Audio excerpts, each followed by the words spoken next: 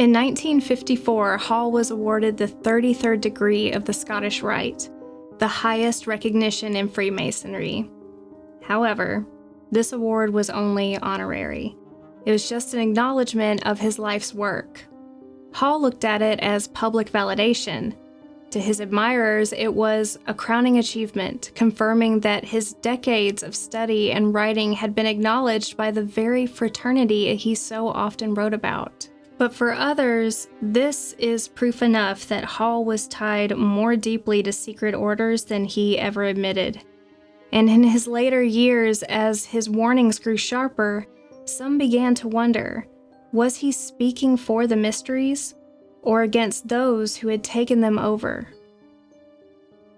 By the 1980s, Manly P. Hall was in his 80s. Decades of lecturing, writing, and leading the Philosophical Research Society had taken their toll. His health was frail, but his pace never slowed. If anything, it quickened. Those close to him recall a sense of urgency. Hall seemed to feel that time was running out, not just for himself, but for the world.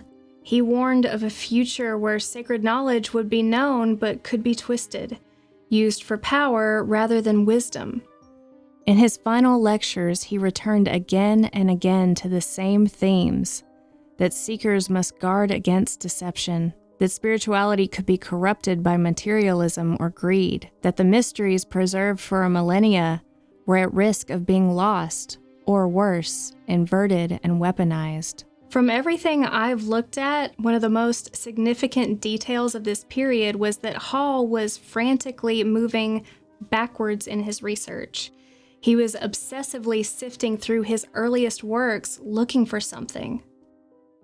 In one lecture, The Secret of the 33rd Degree Mason, Hall warned that ancient symbols had been hijacked by the unworthy and the ambitious. He cautioned that the very emblems of enlightenment could be turned into tools of control. In another, he spoke of false teachers who would appear as guides but were in fact merchants of illusion. It was as if Hall was trying to leave warnings for the future.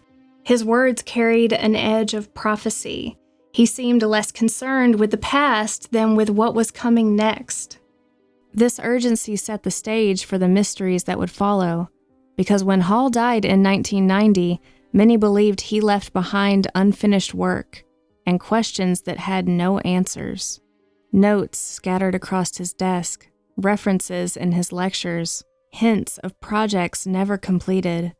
Out of these fragments grew speculation. Some claimed that Hall had been preparing a final manuscript, a kind of hidden codex, a work so direct, so dangerous that it would expose the misuse of secret traditions in the modern world. Others believed Hall had gained access to secret archives, even the vaults of the Vatican. For years, he had hinted at treasures of knowledge locked away by institutions. Was he working and preparing to reveal what he had seen?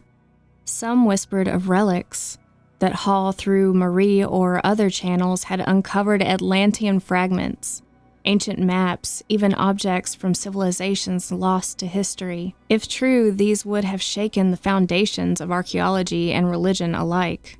And then there were the revelations that push past the limits of imagination, where the mystical meets the otherworldly, that Hall had been in contact with non-human intelligences, extraterrestrials or interdimensional beings, and that his warnings in those final lectures weren't just philosophical, but messages he felt compelled to pass on.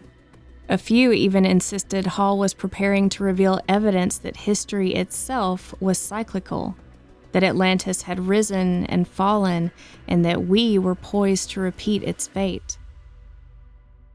None of this could ever be proven, but the fragments he left behind, scribbled notes, unfinished lectures, they were enough to spark decades of speculation. For his admirers, Hall passed into legend, but for others, he had become part of the very mythos he once tried to decode. On August 29, 1990, Manly Palmer Hall died at the age of 89. But what exactly happened that day depends on whose story you believe.